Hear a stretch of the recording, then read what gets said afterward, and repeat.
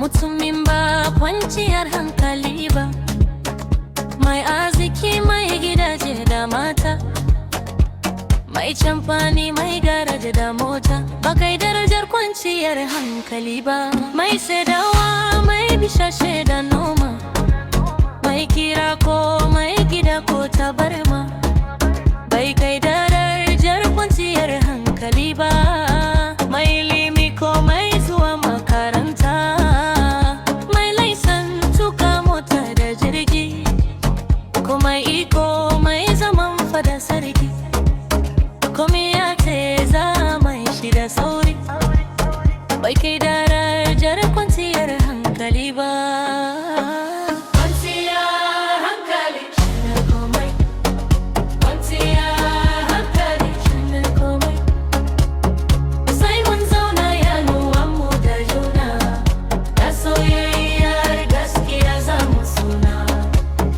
In mun kwanta lafiya za mu kwana, duk mai ciho magani za ya nema. Nijar kwancin hankali mu ka gada, shine tushen shigaba na al'umma. Ya ku Nijar mazan mu da mata, indai Nijar muke so da gata, sai mun yi niyya dan mu sota.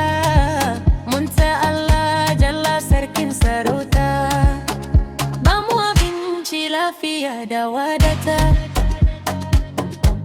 ba mu son rikici, ba mu son kashi, muso zaman lafiya, muso haɗin kai.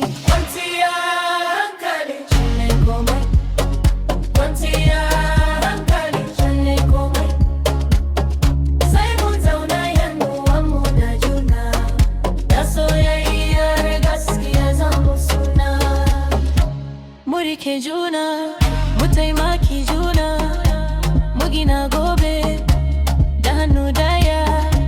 Nijar ta yi kyau idan zukata suka yarda, lafiya ta fi dukiya a kowace rana.